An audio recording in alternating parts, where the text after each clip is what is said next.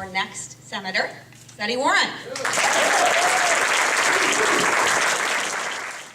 It is wonderful, truly wonderful, to be with you here this morning. I want to thank Tassie, my beautiful wife, mother of our daughter Abigail, who's here. Thank you so much for that lovely introduction. I'll try to track that down. At a time when so many people are concerned about our future, the future of our country, I've decided to begin my campaign for the United States Senate by honoring your service to our community and our country. Because it says so much about who we are as a people and who we can be.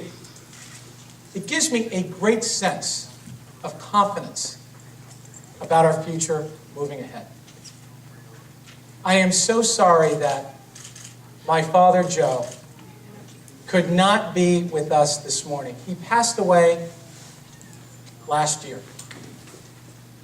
But it was his life of service that inspired my own. And I know many of you. My father grew up in Harlem, in a neighborhood that was deemed the worst block in America by CBS News at the time because of the gangs and the drugs and the violence. He got out of that life because of something called the Police Athletic League, a city-sponsored organization. He went on to Korea, joined the Air Force, to take care of his family, and then he came home, and he met my mom, who's here. And they went down south for college, put their lives on the line, the civil rights movement, to desegregate lunch counters and movie theaters. Then they found Newton. My dad purchased the home where I live on his GI Bill benefits.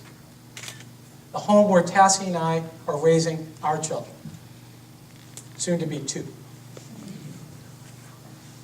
My father understood the enormous opportunity that he was given, and he paid it back through his life's work. He inspired my sister, Makita, and Cara and I to have a sense of shared responsibility. And it started at an early age. My sister, Cara, died at the early age of 26 of severe asthma. She struggled her entire life with this dreaded disease. We all pitched in, made sure she had what she needed. Months, sometimes weeks overnight at the hospital she spent through her life. My parents vowed that she would never spend a night alone in that hospital. Millions of Americans suffer through dreaded healthcare crisis, just like my families. That's why I believe that healthcare is a right. But it can't continue to bankrupt our individuals, families, and cities and towns. An employer should never have to decide between adding new employees and covering their existing employees with health insurance. A senior should never have to decide between buying food and buying expensive drugs to take care and save their life. That's why we have to defend and improve the health care bill that was passed last year and not repeal it. I want to take a quick moment, just a moment, and recognize some of the veterans that are in this audience. I'm so honored to be with you. Ron Armstead is here. Ernie Washington is here.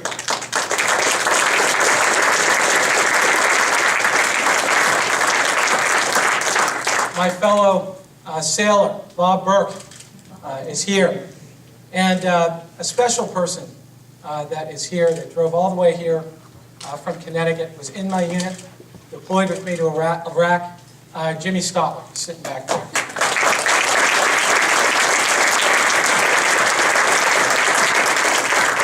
And I also want to acknowledge Nikki Likely, who is a Gold Star mother from our own community. Thank you so much for being here, your service.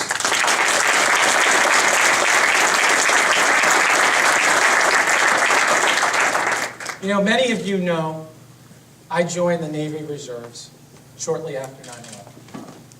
And I served a year-long deployment in Iraq as a Navy intelligence specialist.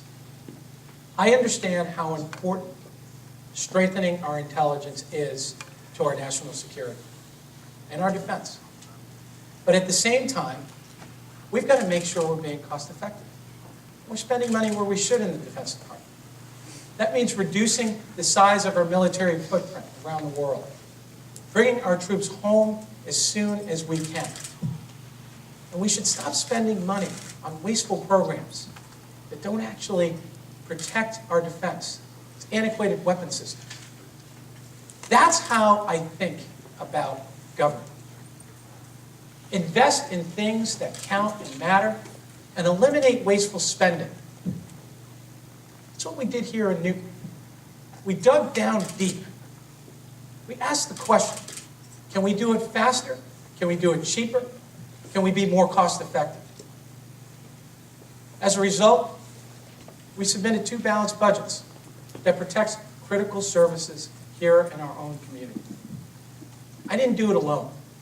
I want to take a moment and recognize the elected officials that are here, that serve this great city every single day. Can you just stand? I want to thank you, and employees that have worked so hard. Thank you so much for your service to our community.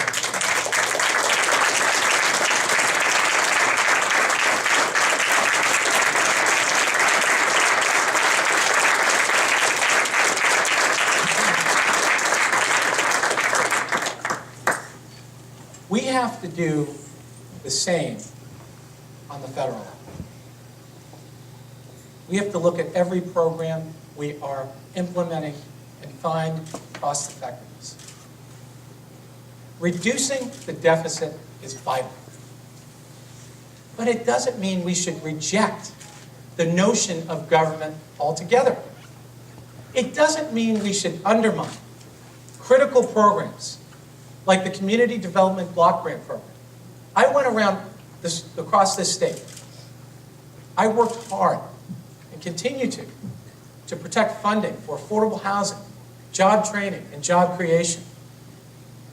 Things that matter to people in their lives. But folks, it's not just about spending. It's about economic growth. And it all begins with jobs. With our unemployment rate close to 9%, and people who are unemployed out of work close to a year,